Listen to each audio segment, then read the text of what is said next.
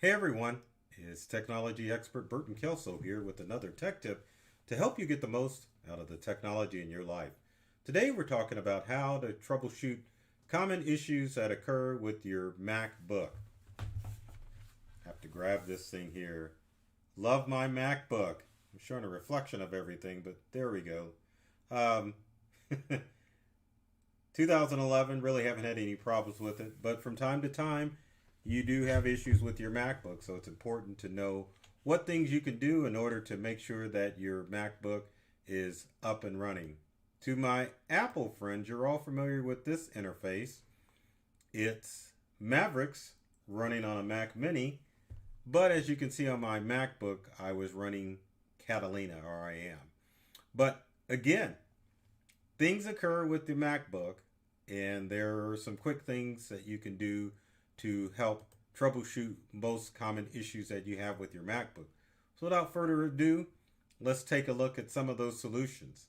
So the first problem that you could occur, or that can occur, is I can't connect any external devices to my MacBook.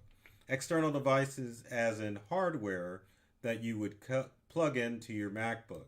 So usually HDMI, USB, those are the things that you may have problems with. If you've got an old video port on your MacBook like this one, then you probably need to go out and get a MacBook. But external devices are pretty simple to connect or to configure. So the first thing that you want to make sure with your MacBook is to make sure that your devices are compatible with your MacBook. If you just recently bought a printer and you have an older version of Mac OS installed on your computer, make sure you at least get up to Catalina, which is a newer version of Mac OS. Sometimes with Mac users, we don't update. We get new devices and they won't connect. First thing you should probably do would be to update your Mac software. Big Sur is the most current version, but Catalina, as long as you get your Mac to that, it should work. Other problems that can occur would be with the USB ports. I don't think there are any on this side of the Mac, only an old CD-ROM drive. So let's unplug the Mac and turn it around so that you can see the USB ports. And there they are. Now sometimes these can become damaged because USB ports, as many of you probably don't know, are powered items. So if you plug an item into your USB port, it may short out and cause it not to work. Now the quickest and easiest thing to do would be to power off your MacBook, wherever your power button is, on the front or on the side, and restart it to see if that doesn't work. If that works, great. If it doesn't work, you may have to reset your NVRAM, which honestly, that is the trick that you're going to do on most of these solutions here with your MacBook. Sometimes the NVRAM and the SMC gets messed up on your MacBook, so it's important to reset those items to clear out any bugs, nastiness in there so that your Mac can run the way that it's supposed to. Now, how do you reset your NVRAM? It's pretty darn simple. So on most Macintosh computers, you can just hold down the power button after you power it down, and hold it down and hold it down for about 20 seconds and see if that will clear it out. If that doesn't work, then you may have to hit a key combination, which is the Command, Option, and the P and the R key. So for those of you that aren't familiar, there's your Command key, or actually, Command is here, sorry. I'm looking at it the wrong way. Option is the second key that I was looking at. So normally these keys are together. So Command, Option. Your other keys that you want to hit on there are the P and R, which are kind of self-explanatory, but they're on the far side of the keyboard. Once you power your laptop off and hold down the Command and the P and the R keys, then it's going to take about 20 seconds to reset the NVRAM.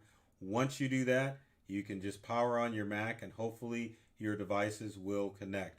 If that doesn't work, you can reset the SMC, which is the Control, Option, and Shift keys.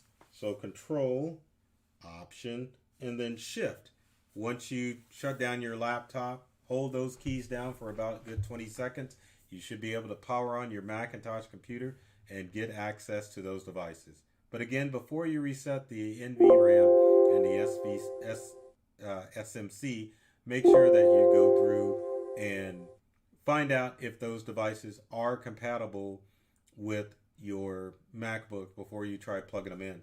One of the other options that you can do if you're having a bad USB port and you need multiples, you can get this USB multi-adapter from J5. I'm not advertising for them. Or any other multi-adapter, which is USB 3, and plug your devices into those and see if it'll work there.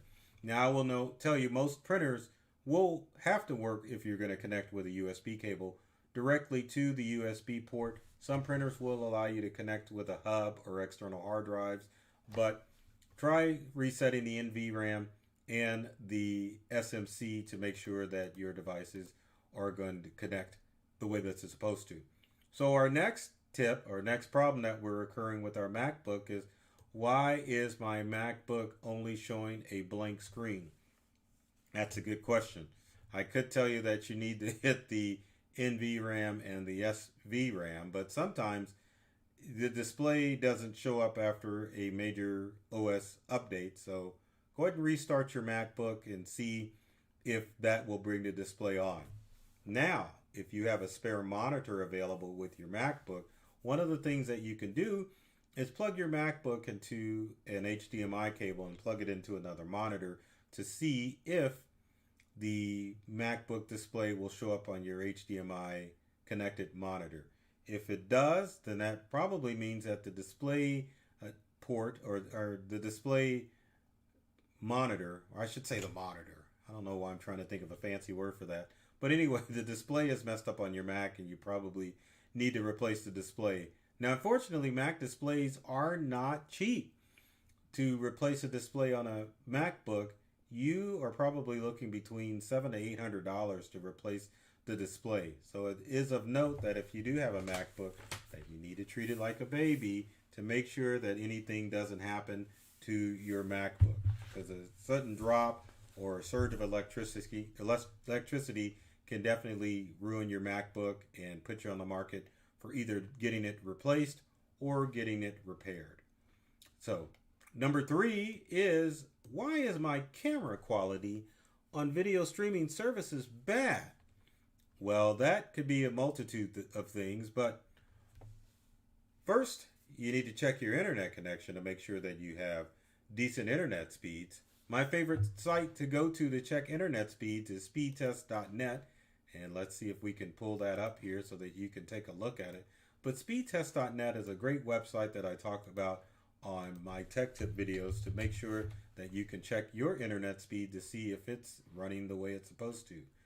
With speedtest.net, you just basically get rid of the ads because, my goodness, you're going to have them on speedtest.net.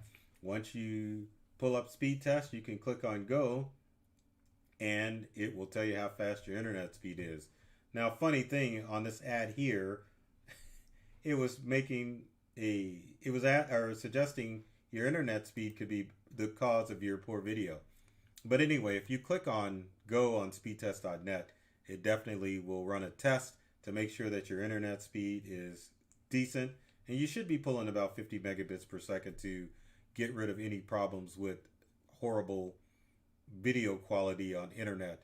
But for the most part, most MacBook cameras are high quality cameras.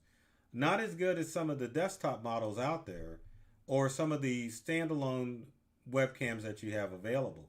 So if you notice that your internet speed, upload and download speed is good, you can optionally plug in a USB webcam and use it with your MacBook. I know a lot of people don't think that the quality is good on their MacBook webcam, so they opt to get an external webcam. And one of my suggestions would be to get the Logitech C920 webcam. It's got a built-in microphone and high definition video and stereo microphone. So check that out if you need a replacement for your video. You could try to reset the NVRAM and the SMC, but usually if you're having poor quality with your video, then it's either your camera is starting to die out or you're just experiencing crappy internet speeds, which can be fixed hopefully by improving your Wi-Fi. But check it out first if on speedtest.net to make sure. So our fourth problem is why does my MacBook keep dying? Or what should I do if my MacBook keeps dying? Well, MacBooks, unlike Windows computers, rely heavily on the battery. If you have a bad battery in your MacBook, it will shut off. It will shut off automatically, just for no reason. So it doesn't matter if, like Windows computers, if you've got a bad battery, they will just keep running because they will run on the power adapter solely and skip the battery. On a Mac, that's not the case. It needs that healthy battery in order to run. And if it keeps dying, it's time to replace that battery. How do you do it? Well, if you ain't tech savvy, you aren't going to do it because under most circumstances, your battery is sealed inside that wonderful case of your MacBook. Now, if you are savvy, you can get a special screwdriver, order your battery from Amazon based on the model of your MacBook, and put it in yourself. Now, for those that are going to try to attempt this the first time, one of the things that you need to be aware of is the type of MacBook that you have. So before you order a battery, and we're going to use the Mac Mini to kind of show you how to do this, click on the Apple menu. Once you're on the Apple menu, click on About This Mac. What that will do is to tell you what version of Mac you have available, gives you the serial number, it gives you what type of MacBook that you have. With that information, you know what year, you can order the battery type, and get a battery for your MacBook. Again, don't try to attempt to replace your MacBook battery if you've never done it before. If you haven't, you probably need to have an expert take care of you to make sure that your battery is replaced correctly. Now, another thing that you can connect to, and I'm like looking down because I'm trying to find it, could be your power adapter for your MacBook. Now, what will happen with a MacBook is that it'll use up your battery and die, and then it'll try to run on the power adapter, and it'll try to charge with the power adapter. But if you've got a failed power adapter for your MacBook, definitely time to replace that. And these normally last anywhere from 5 to 6 years, depending on your use. Again, go to About This Mac under the Mac menu, find out what type of Macintosh you're using, and you can order a new battery adapter for your MacBook to help charge that battery and get you up and running as far as your MacBook is concerned. And finally, the last problem, what should I do if my MacBook won't charge? I think I just answered that question, but I'll show you the slide anyway. What should I do if my MacBook won't charge? Again, this goes to a battery issue. Now, you can go back and try to reset the NVRAM and the SMC as I showed you earlier in this video to see if there's some glitch in there that's causing your MacBook not to charge. But if that doesn't work, it's definitely the power adapter, which I showed you before. You can go online, order a new power adapter for your MacBook, and to make sure that replacing the battery adapter is going to fix it. One other thing that you probably should try, even before you order a battery adapter, is your Mac port. Your Mac charging port, which is right here, sometimes will get dust. I'm going to get my power adapter so I can show how that's going to work. Now, obviously, if you're a MacBook user, you notice that you've got a mag adapter that if you plug it into the side of your Mac, it's going to click in and charge. If I can get it right there. Now, sometimes the small debris will get in with the mag adapter, and you will have to get either something non-magnetic like a Q-tip and clean that baby out and make sure that it has a clear connection so that you can charge your MacBook. But if those items don't work on any of that, if it's a display issue or maybe your camera's shot craps, then it's probably time to go out and purchase a new MacBook, which is probably what you wanted to do anyway, right? Anyway, if you've got comments or questions, leave them in the comment section below. Would love to hear from you to find out what questions I can answer as far as your ailing MacBook. Let me move this. It's kind of sitting there in the way. Also, if you like this video, be sure to like and subscribe. You can like myself on YouTube, Burton Kelso, or my company Integral. There's tons of videos of tips and tricks that are designed to help you get more from the technology you use at home and at work. So take care of yourself and do many things to make you smile. And thanks for watching. We're going to get to this outro here in a second. Or not. There's a like and subscribe. Let's go to our outro.